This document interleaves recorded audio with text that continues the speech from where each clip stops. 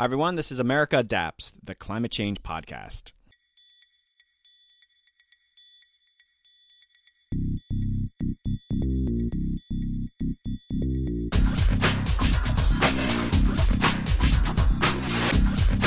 Hey, Adapters. Welcome back to a very exciting episode. Joining me is Alizé Carrère, a doctoral student at the University of Miami. Alizé joins the show to share a 4-part adaptation series she did with PBS. She traveled to India, Bangladesh, Vanuatu, and Kentucky to share some amazing local adaptation efforts. We then talk about her PhD work, where she's researching the topic of Climatopias, or climate utopias. We'll talk about what it means to envision communities that factor in adaptation planning in a more aspirational way. Architects and urban planners are starting to get their heads around adaptation, and hopefully our approaches won't continue to be so reactive. It's time to step back to let planners and big thinkers take a crack at what a society might look like that thoughtfully factors in climate adaptation.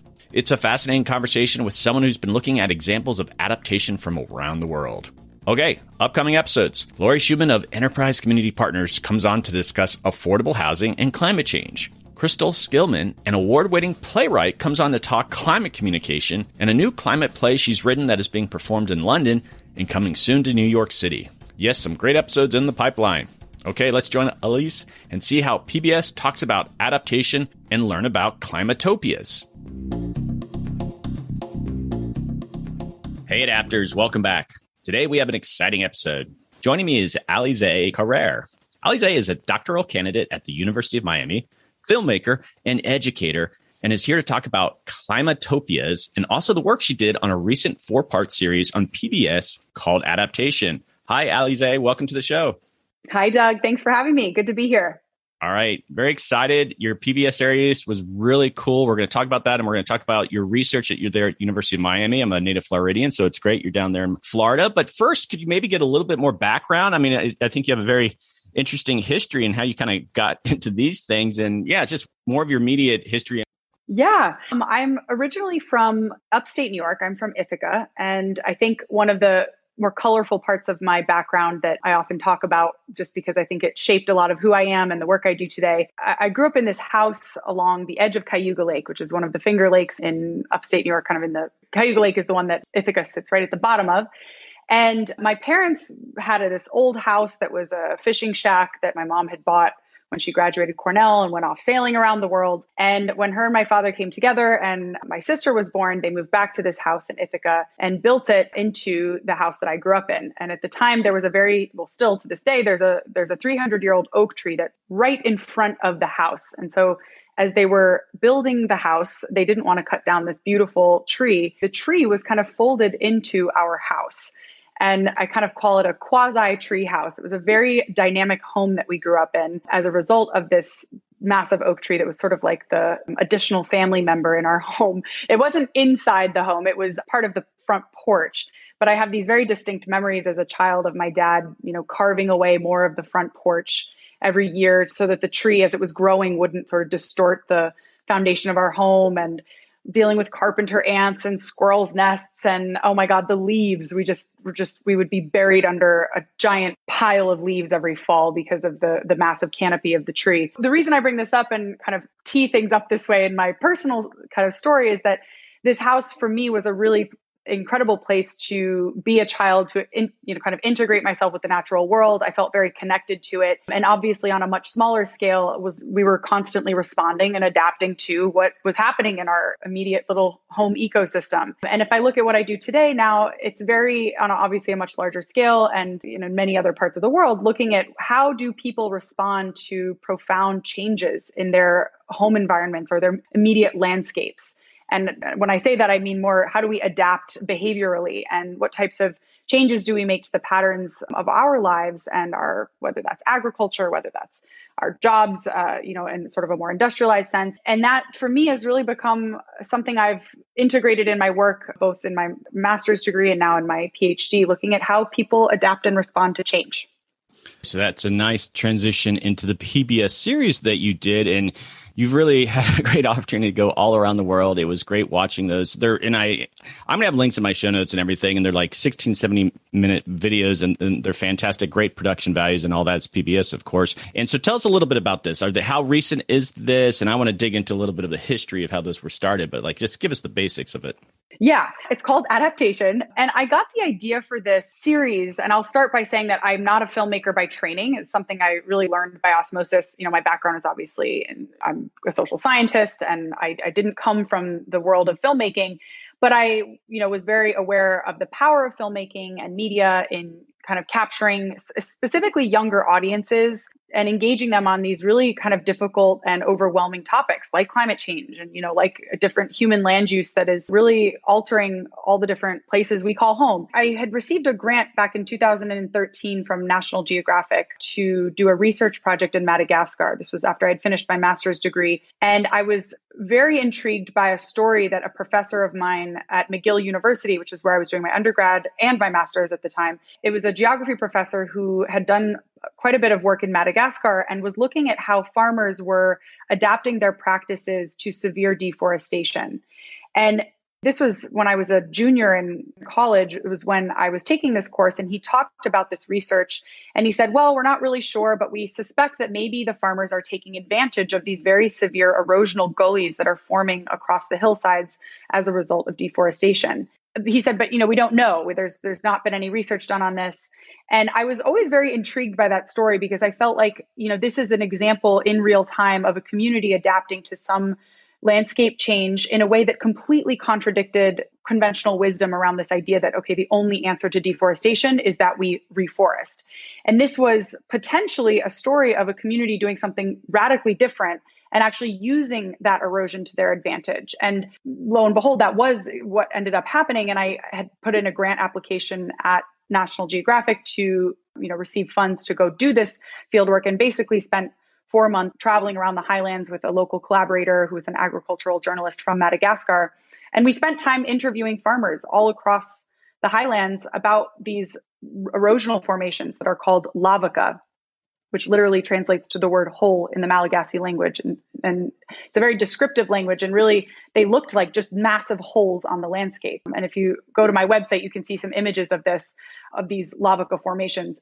But basically, the research kind of gave way to this body of work that ultimately culminates in this PBS series that was just launched 2 months ago. I wanted to know, where else in the world are we seeing communities adapt in these very kind of unexpected, maybe, surprising, innovative ways that might not align perfectly with what maybe the international development community might want to see a community doing on the ground. And in those stories, I think there's a lot of wisdom and practices that we can all learn from and glean insights from.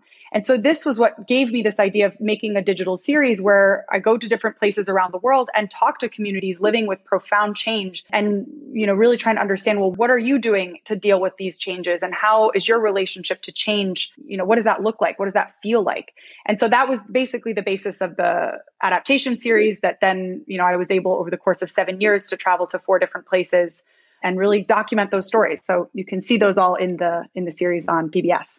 Okay, before we get into those 4 stories, obviously we're starting this, but when did you get PBS interested? And were you pitching the idea as adaptation, or did you have an original different pitch on why they might be interested in what you're doing here?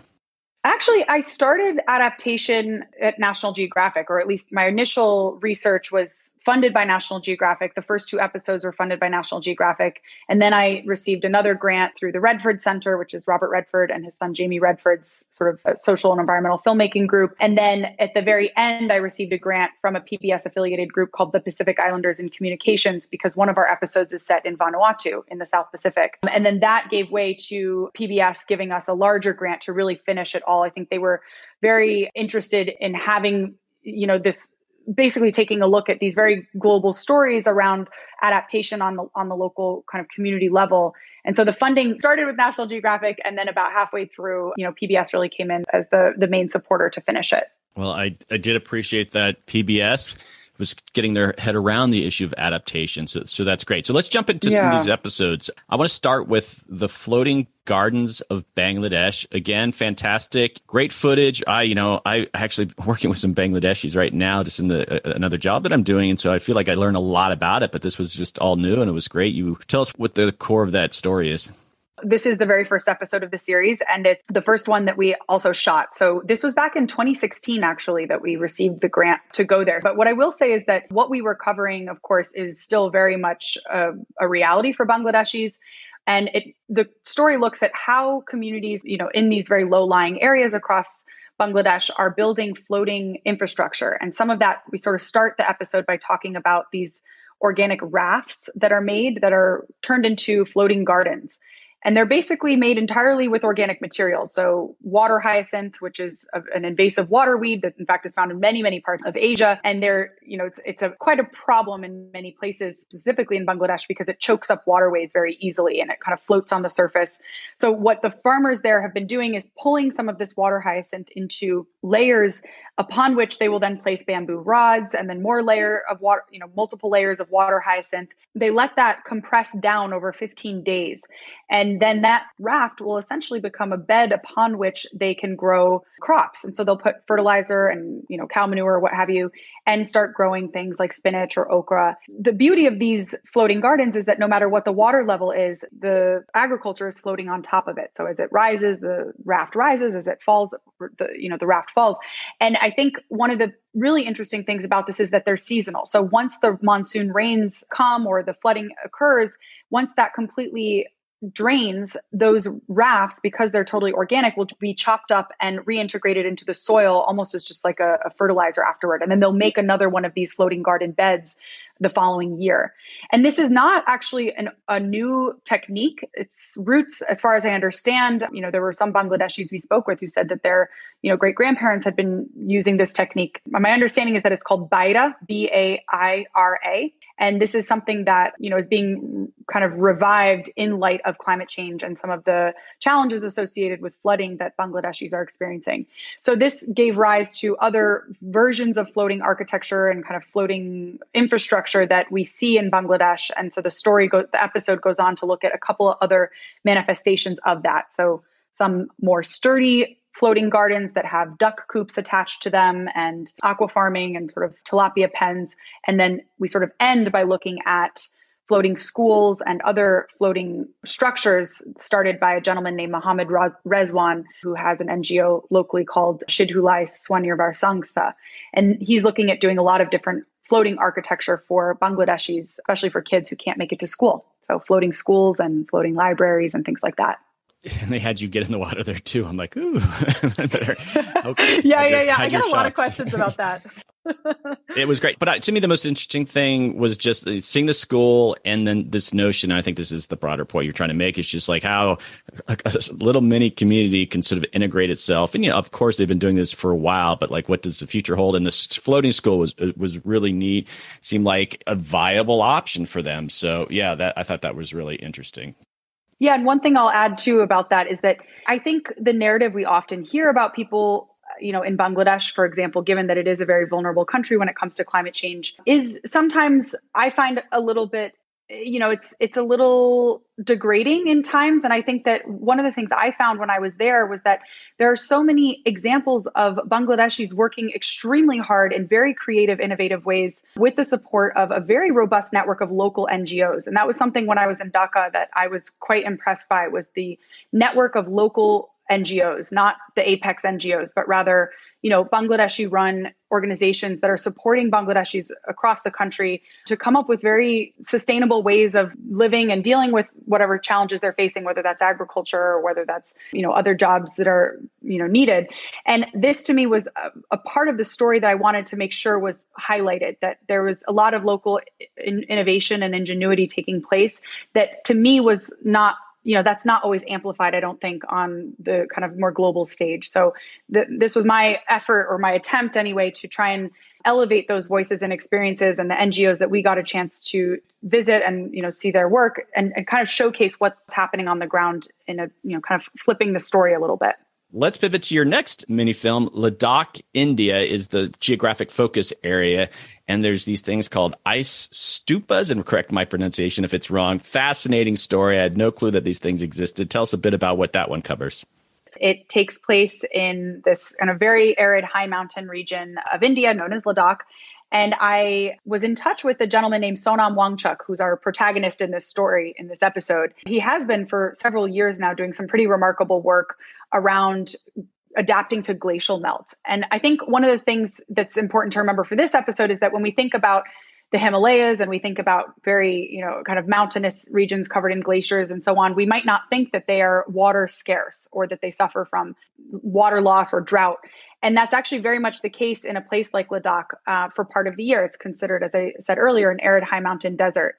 And Ladakh, because they rely fully on meltwater coming from these glaciers, because of global warming and the fact that, the winters overall are getting warmer and warmer each and every year, the glaciers are not freezing throughout the winter months, January, February, and so on.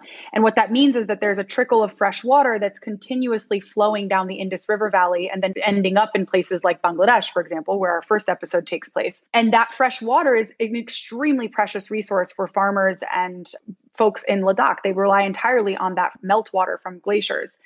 And so this gentleman, Sonam Wangchuk, who's a Ladakhi teacher and engineer, was trying to think about ways to capture that meltwater and store it for when they do actually need it in the spring. So for basically when the crops are planted, it's really important to have that fresh water in basically April and May. But when it's flowing in January and February, when they don't necessarily need it, what do they do? So he comes up with this idea of using very simple technologies and techniques to capture and store that excess glacial meltwater that's running off in the winter months into these kind of very large ice pyramids. And he calls them ice stupas because they resemble in many ways Buddhist stupas. This region is predominantly Buddhist, and they're across the landscape. And you'll see in the episode, there's just colored, the whole landscape is colored with these kind of white pyramid structures that are very important in the Buddhist tradition. They kind of represent Buddha in the physical realm. And, monks will put prayers and little notes in them.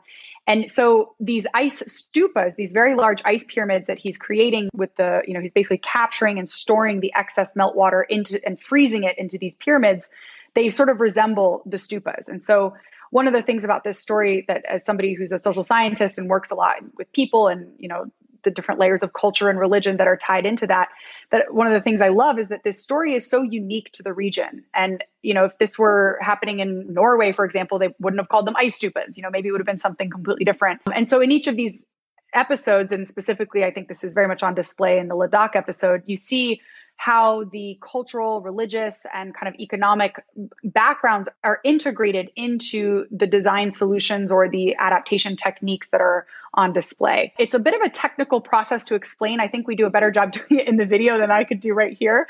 So I'll leave it to you to take a look at how it's done, but it's absolutely remarkable and really quite low tech. It's just with gravity and pipes. And it's created a big movement in Ladakh and with the ice stupa team. There's many young people. There's now an ice stupa competitions to see who can build, the biggest and the strongest ice stupa over the winter months. And so it's really become a community initiative. Well, they are really cool, and they are these ice pyramids, and they're beautiful. And I bet there's already ice stupa tourism that has sprung up to go look at these different things, because that's probably what if I was in the region, I'd go want to check them out. And they're all different because they all, I guess, release water in different ways, but really cool adaptation there. Next one, and we're coming back stateside, and this is Carp of Kentucky. And I love this story, but I have some questions after you explain what this one's about. Sure. So in this short film, we go to Wickliffe, Kentucky, in Western Kentucky. And our protagonist in the story is a Chinese-American woman named Angie Yu, who has moved to Western Kentucky. She moved there about 10 years ago to start an Asian carp processing facility along the Mississippi River. Because in the United States, one of the biggest threats to the Mississippi River ecosystem, and now potentially the Great Lakes, is the arrival of Asian carp, which we brought here to the U.S. in the 1970s. and which have completely taken over the waterways up and down the Mississippi and Ohio rivers and kind of beyond. The story tracks her journey creating a processing facility to actually harvest carp rather than just seeing them as a trash fish, which they are typically considered in America. And she's really working on creating an industry around carp to both export it to places that do consume carp regularly, and also to try and popularize it among Americans, and to help Americans see the value that these fish have, both nutritionally, but also in terms of creating jobs up and down the Mississippi River area, where lots of fishermen and farmers are out of work because precisely of this problem. So she's kind of looking once again at how can we adapt to the situation? How can we think more creatively or reframe the problem and try and utilize it as a resource? Yeah, and I loved it. I would love to see like even a reality show. I love that this Chinese American woman is in this rural community, and the people talk about her and they love her, and she's created these jobs, and she's a powerful figure. It's fascinating. There's a story to be told there. Okay. Yeah.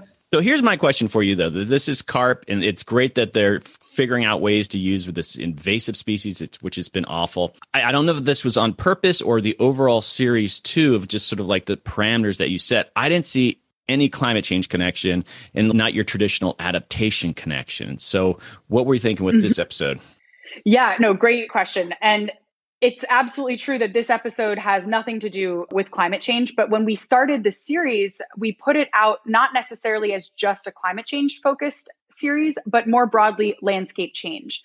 So as I mentioned at the beginning about my work in Madagascar, that has to do with deforestation and human land use. It's not, sure, there's connections, of course, to climate change there. But, what I was working with and kind of looking at what adaptation techniques were, being employed, it wasn't necessarily to, like our global carbon budget. It was just purely the physical landscape that was altered. And this is a very similar example. And so you're absolutely right that this episode is not related to climate change, but it does, in my mind, is very much about environmental change at large. And every episode, climate change or not, has to do with human land use. And I think that's something I'm very fascinated by, is kind of how we go about altering and transforming landscapes to our benefit and then have to deal with the consequences of that. And to me, that is an adaptation, absolutely, at the, both personal and kind of community level. Once we, have extracted something, once we have introduced a new species, once we have, cut down trees, once we have, emitted certain amount of greenhouse gases into our atmosphere, how do we then live with those, the consequences of those actions? And so this episode kind of looks at that in certainly a different way, but still thematically tied under this idea of human adaptation to environmental change. Okay, that is interesting. And just the fact, and this is where I guess I would differ too, is that adaptation, it's an emerging field. It's an emerging sector. People are getting to the adaptation space. There's schools popping up, and it's quickly being associated with climate change. And I support that. I encourage that. That's what I use the podcast for. And so the idea that, and listen, totally disagree with me here, we are taking over this word. And it's just, the notion of it's being used instead of the context of just general environmental change, that those things are going to happen organically. You did it with this series, but then PBS, were they making a climate change series? Well, no, not completely. And so I guess I'm arguing, and my listeners might disagree, not all of them, I'm sure a lot would agree, is that adaptation, and that because it's this emerging professional sector, it's associated, and there's a definition by the IPCC, what adaptation means in the context of climate change. And that's kind of this umbrella that we're getting under. So that's why I'm kind of giving you hassle here, is that because we want the public, there's going to be a big communication and decades ahead of what does it mean to adapt to climate change. And so that's just where I'm coming from. Yeah, no, absolutely. And I would say when I started the series, I was very keen on mostly focusing on adaptation to climate change related, risks and impacts and so on, which is what most of the, 3 of the 4 episodes do. Because this was meant to also be a series that could be used in classrooms and talking to younger generations, younger kids about, I think the idea of adaptation is a concept we all know early on, not related to climate change, just what it is to be adaptable. How do we adapt to changes? It's like something we all are familiar with no matter what. And so I wanted to lean into that and kind of give a broad set of examples. And there's, several others that we didn't end up getting to make into, films themselves. But there's a lot there on the topic of adaptation, no matter what, field you're looking at. But yes, even now in my PhD research, it's very much about climate change. And I think I'm glad to see that there's a movement around that, and obviously a growing awareness around adaptation specifically for climate change. Well, for decades, mitigation was associated to minimizing the environmental impact of something. And then the climate change folks came along. Nope, that's our word now. We're associating it with mitigating carbon emissions, even though they still use in the context of those areas. But it just mitigation, most people are like, oh, that has to do with carbon. So it's interesting how these things evolve. But all right, we're going to wrap up. You have one more episode here, which Vanuatu. I used to live in Australia, and I used to hear all about Vanuatu, and there was those coconut crabs, and I was always fascinated by it. And this was a great episode. Can you tell us what it was about? So this was a story about a community in Vanuatu on Nuna and Pele Islands who are coming up with creative ways to live with the kind of growing presence of the crown of thorns sea star. So this is a very large sea star that's predatory. It feasts on coral. It has, 10 plus arms.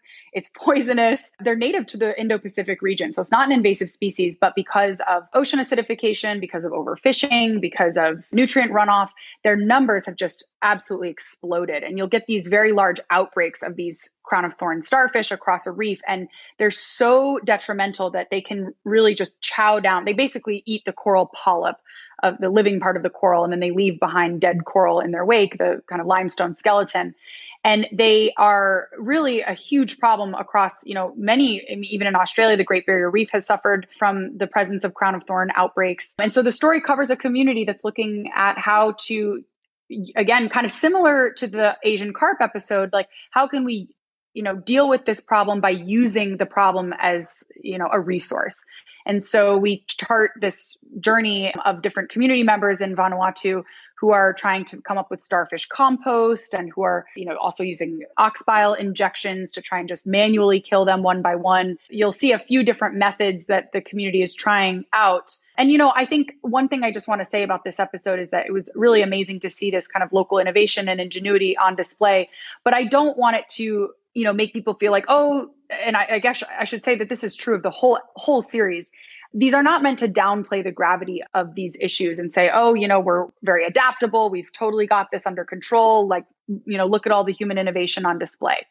I think what this series is meant, or at least what I hope it conveys, is that adaptation is a trial and error process. And there is a lot of failure. There are lessons learned along the way that I think we can all learn from, and that I hope that there's more knowledge sharing around that, and certainly how adaptation can be, both scaled or maybe not, right? In some instances, these adaptation techniques are hyper local and they're not meant to be scaled, and it's meant to be for this community in, Ladakh or Vanuatu, and only there the way they're doing it, and that's not going to work somewhere else. This episode on the crown of thorns sea stars for me was really kind of trying to showcase the process of adaptation and really understanding that it's not we just come up with answers like that. We show that there's failure associated with trying to make this starfish compost because the starfish are salty, and salty starfish is not good for, salty soils are not good for growing crops. So we try and put that on display, and you'll see that throughout the episode. But ultimately, it's the kind of perseverance and the sheer determination to protect their home and their reef and their ecosystems that to me was very captivating and kind of embodied some of that spirit that the series is trying to show. Well, it was a beautiful episode. And your point, and I think a lot of social scientists will be looking at this in the years ahead, is like micro adaptations, like these people are doing at that scale, versus macro adaptations like sea level rise and ocean acidification, which you do talk about in the episode a bit. It's like, well, what they're doing, how's that going to factor in if you've got 5 feet of sea level rise? Well, maybe. But so right. It's just fascinating how people in the meantime are doing their own adaptations at a much more local level. So. Yeah. And I think it's both. I think there are some examples where adaptations can be scaled, adaptation techniques certainly can be scaled. And even like in a place like Vanuatu, we made the video with the hope that it would be shared among other islands. Vanuatu is an island nation made up of 83 islands. And what one community is doing over here doesn't necessarily make it to, an island community on, the other side. So I think we're trying to think about where does it make sense to share and to scale, and where does it not? And I think that there's room for both. Okay, so we're going to wrap this up, but I want you to do a quick plug. So there'll be links in my show notes so people can watch these episodes. They're fantastic. It's interesting viewing, but there was an educational component too that you created as sort of a part of this whole project. PBS Learning Media, which is the educational arm to PBS, is a wonderful place where they compile resources and materials for educators and oftentimes it's built around some of their programming.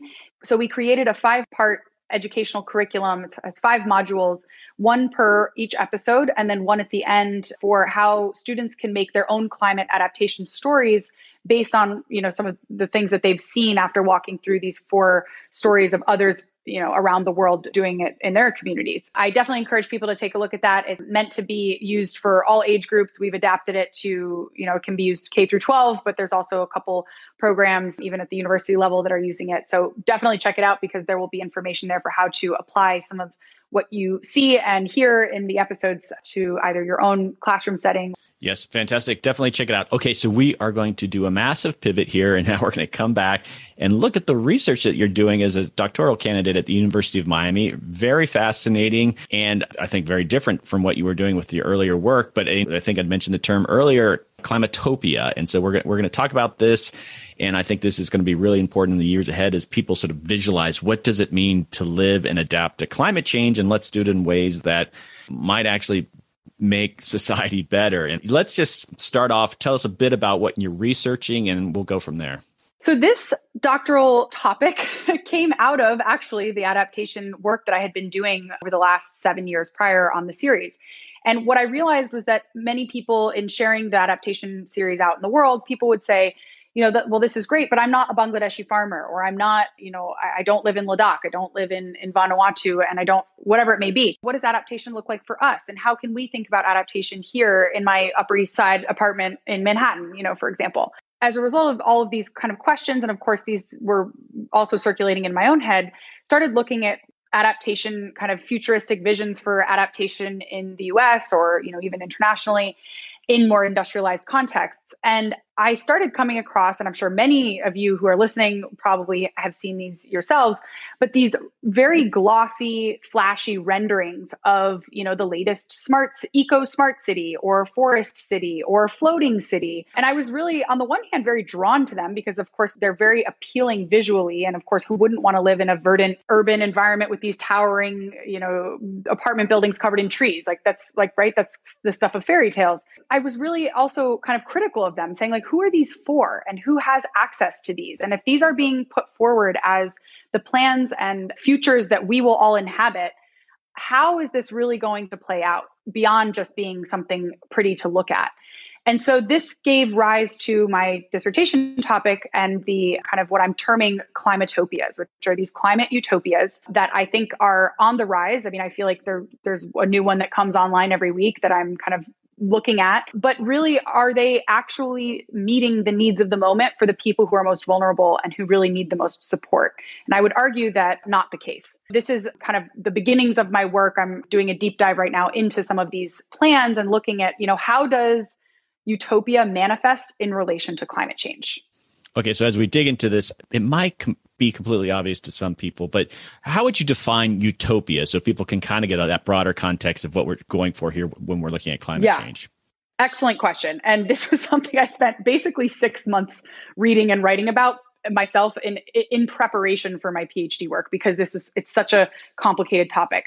So on the one hand, utopia, it's basically a term that has both positive and negative connotation. So on the one hand, utopia is visionary, it's enterprising, it's imaginative, it's futuristic. But on the other hand, and I think we all know this, that utopia is also can be very dangerous or authoritarian, or, a single author that has a vision and then imposes that on people. And, there's examples of plenty of failed utopias around the world. But I was going back to the original definition of a utopia. When you go back to, Sir Thomas More, who wrote the book Utopia in the year 1516, it's meant to be a radical transformation to the status quo, like system-wide, social, economic, and with the goal of bringing about better circumstances for everybody as compared to what was previously being lived. And so I take this kind of very original interpretation of utopia as, kind of a transformational change to a system in order to bring about more positive outcomes for a greater number of people. And I think that there's naturally, as you're hearing me say that, I would imagine you're thinking, well, yeah, we kind of need that right now, certainly when it comes to climate change. And so, there's plenty of ways you can take it. But in my research, I'm looking at utopia as an ideal state and place that is bringing about transformational change to a system to support greater outcomes for a greater number of people as compared to what we're living right now. Are you familiar with Dr. Susie Moser's work? She does this whole thing on transformational adaptation that seems like it would fit nicely kind of as a driver in what you're doing. Yes, absolutely. And actually, that's my PhD advisor, Dr. Catherine Mock and Dr. Kenny Broad. We have been looking a lot at the relationship of transformational adaptation to climatopias and how there's actually a lot of connection there. Transformational adaptation in many ways is meant to get at the same kind of ideals that I think the kind of original definition of utopia might have been after. It's not a perfect connection, but I think there's certainly a lot of areas of overlap that I'm very fascinated by. And I'm working on integrating transformational adaptation into these concepts of climatopia and climate change as it relates to the built environment. Well, I think Susie would be interested in the sort of the final outcome of your work. I want to get into some examples of what I think I found as these climatopias, like looking at the history of the term utopia and what it means and what drives it, and is it being driven historically because society was under duress? Because I think, is it really practical to try to find an ideal situation that climatopia might represent when you have climate change looming? And my point is, like, you have this urgency, you have this dangerous situation. Is that the normal sort of driver of utopian thinking? Yeah, it's a great question. I think so. And especially, I did a lot of research on kind of environmental utopias, not necessarily those, of course, that are responding to climate change, because that's what I'm looking at now. And I think is kind of a new phenomenon, which is why I'm terming them the kind of rise of utopian thinking for climate change as climatopias.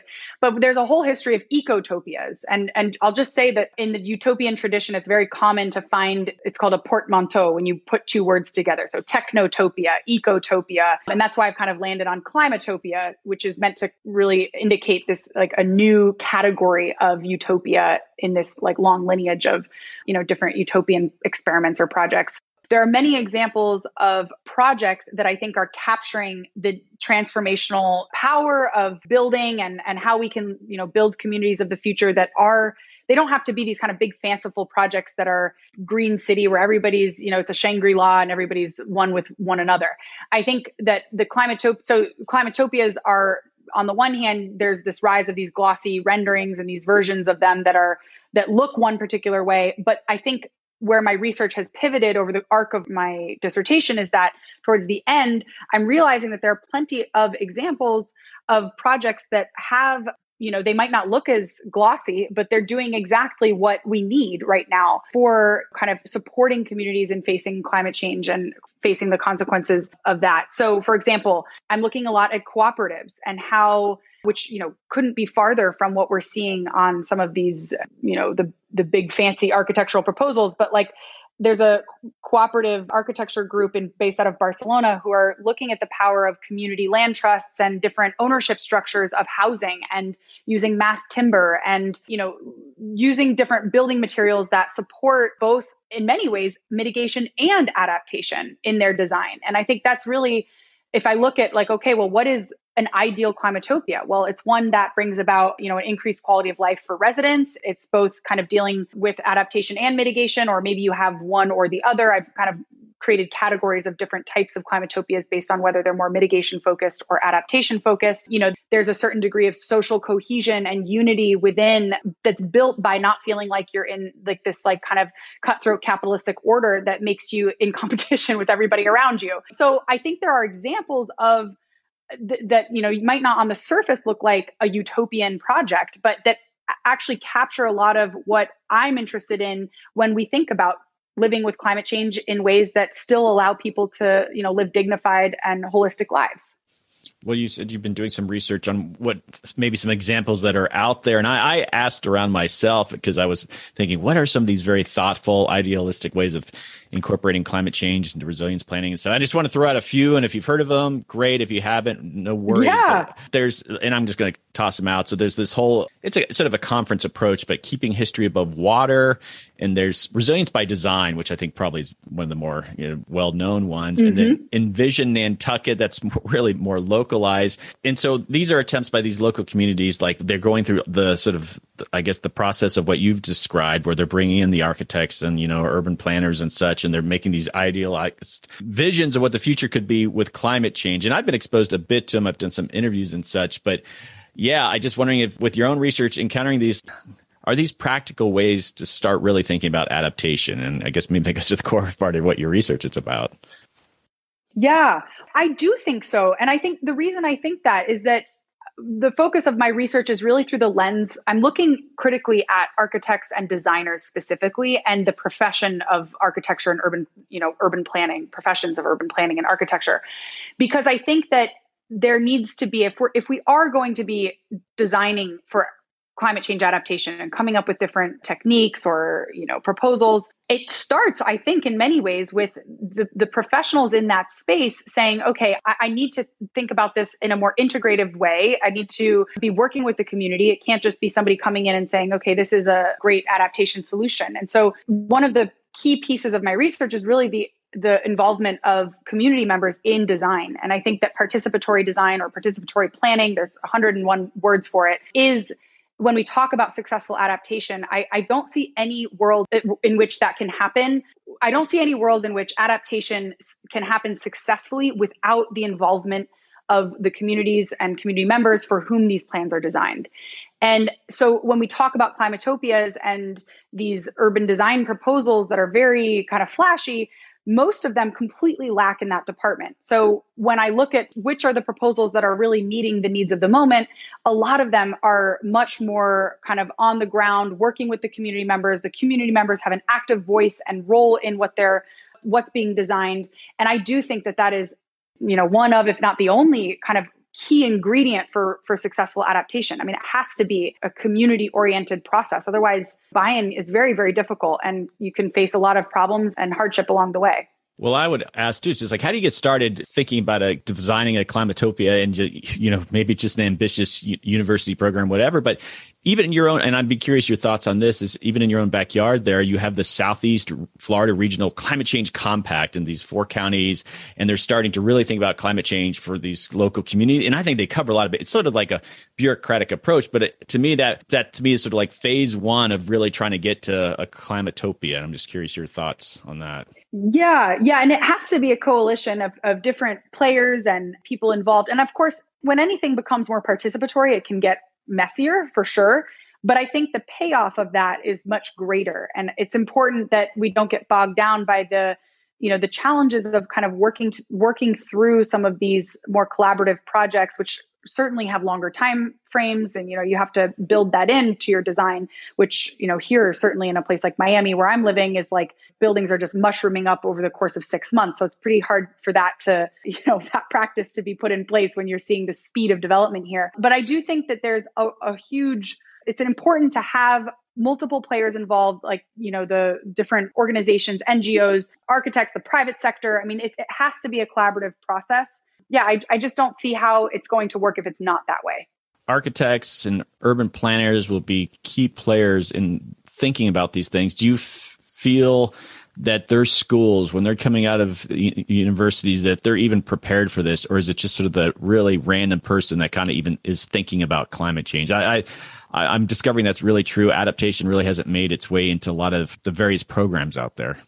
No, it's a great question. And I think I'm still actually trying to get at the bottom of that myself. But what I can say I've seen preliminarily is that there is a growing recognition that in architecture programs, certainly like in undergraduate programs, that they're trying to create more, studio projects, courses that integrate, that require students to not just come up with a design for a problem and then put it together as their final project, but rather partner with local organizations that are already doing a lot of the on the ground community-based work, so that collaboration is baked in from the beginning. So I do think that, from a curriculum standpoint, there's a growing awareness that there needs to be a bit more integration taking place between the architects and the design community and the places where they're, for whom they're designing. All right. And some of the materials that you shared with me, you had some great terms. And so there's the notion of the mitigation climatopia, and then you had adaptation climatopia, and you kind of described, and you separated those two out. But obviously there'd probably be a lot of overlap. Can you describe what you meant by those terms? Yeah, I'm trying to categorize and make sense of this growing landscape of climatopias. There's so many out there. In my attempts to do that, I've sort of come across a difference between mitigation climatopias and adaptation climatopias.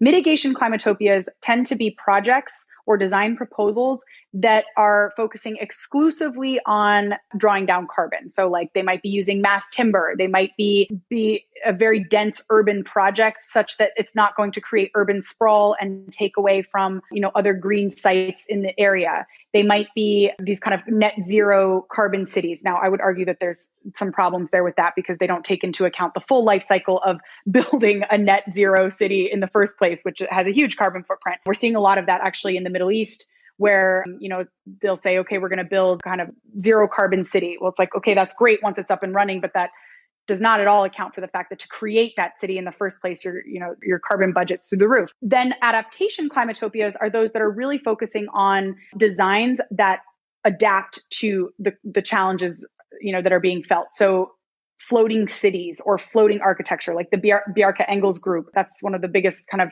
architecture firms that I'm tracking in terms of the materials that they're putting out as it relates to these kind of climate specific design proposals. They have a huge project called Oceanic City in collaboration with Mark Collins Chen, looking at how can we create floating architecture, floating infrastructure that's modular, that can be expanded upon or built on as the population of an area grows. That's an example of like an adaptation climatopia, or, maybe what else have I seen? A couple, other designs that are really trying to live with the challenges that, we're already experiencing, whether that's extreme heat or wildfires. There are, as you mentioned, many examples that are doing both. So that cooperative that I mentioned in Barcelona, La Borda, they are on the one hand, both dealing with, far more sustainable materials, and it's a retrofit. And this is something I've gotten very interested in my work, is that, climatopias don't have to be a greenfield development, starting from scratch. There's lots of what they call brownfield development, or, development that's taking place on existing lots or buildings, or retrofitting. And I think there's a huge potential there for, better development moving forward. And certainly from like a carbon footprint standpoint, to be working with what we already have. And that is both simultaneously a mitigation climatopia and an adaptation climatopia, if it's in a place, for example, that's looking to cope with the effects of sea level rise or something of that nature. I'm just fascinated by the idea that when you're doing adaptation planning out there, a lot of cities are getting better. We still have a long way to go. And so they do some things that are thoughtful, that they're looking at the long term.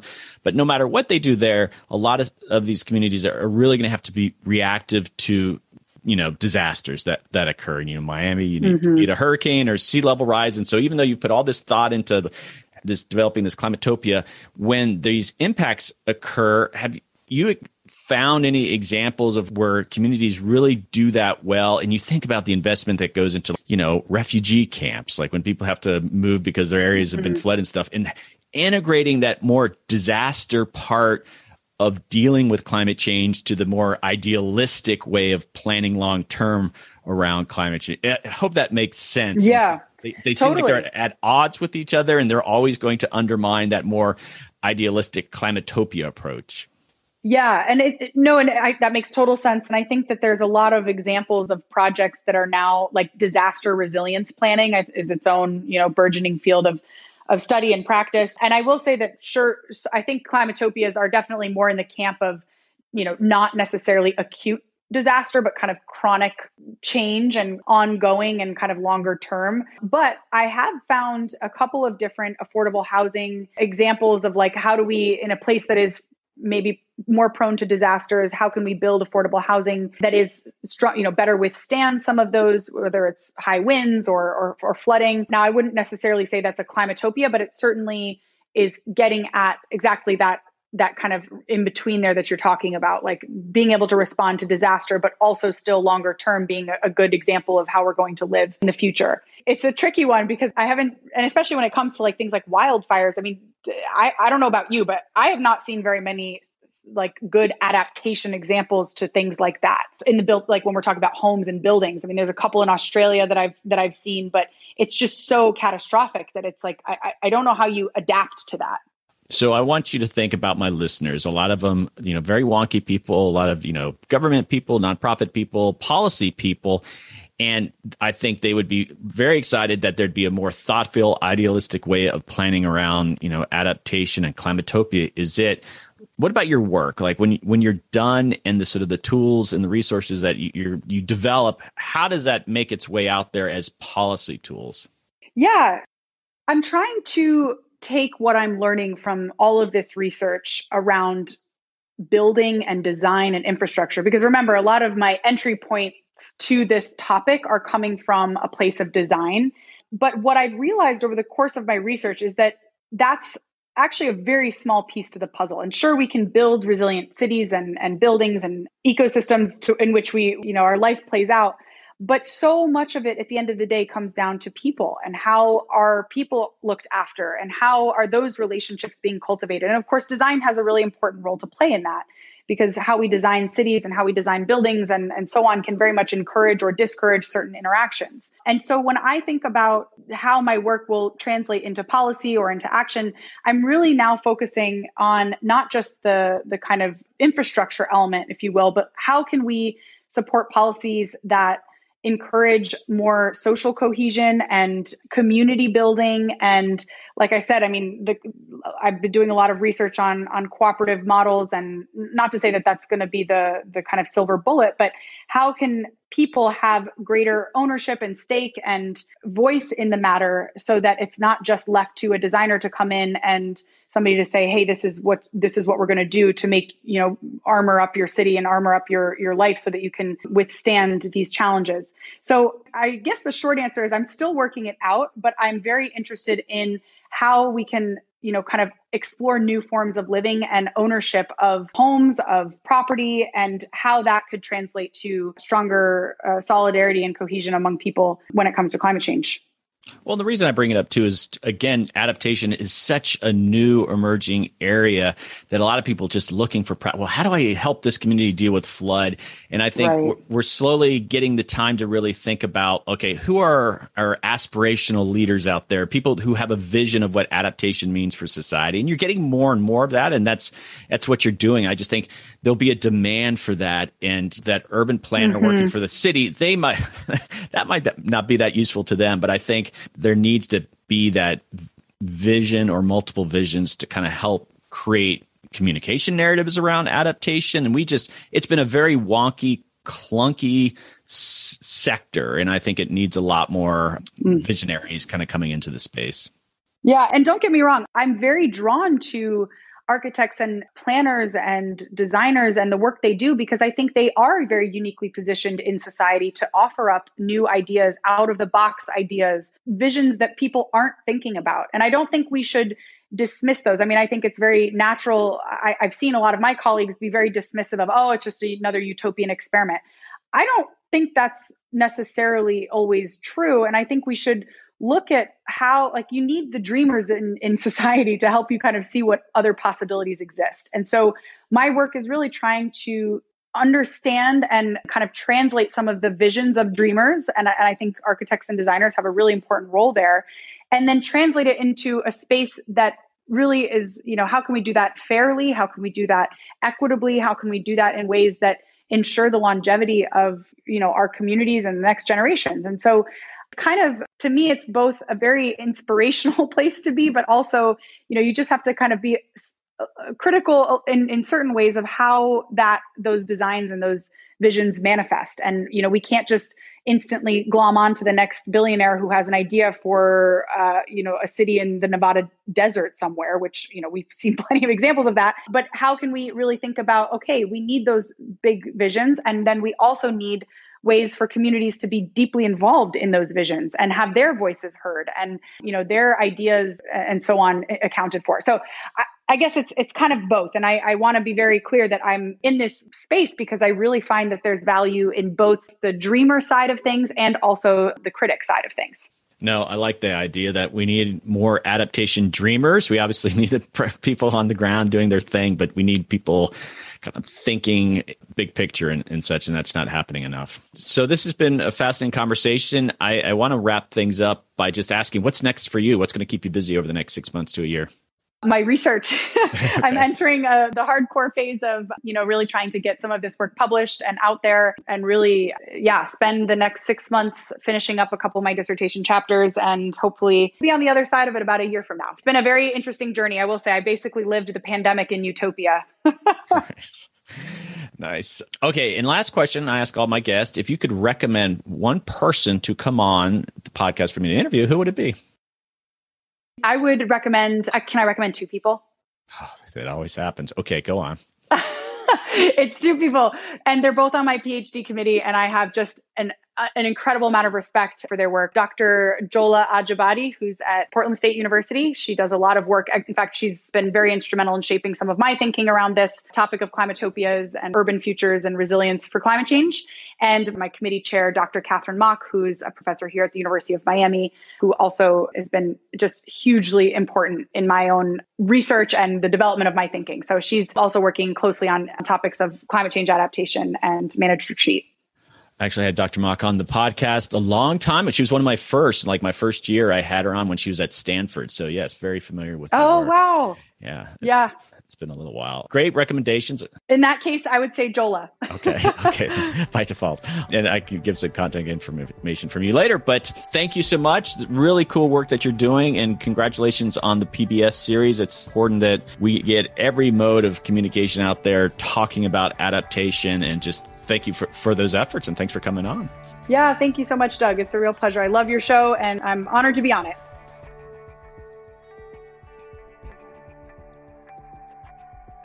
Okay, adapters, that is a wrap. Thanks to Alizé for coming on the podcast. There's some real exciting work developing in the adaptation space. Alizé's notion of climatopias shows that our sector is maturing, and it's prime for some big thinkers to help create some narratives that will capture the public's imagination. It's been a wonky subject for far too long. Climate change will not be easy to plan for, and there will likely be a lot more surprises than we can predict.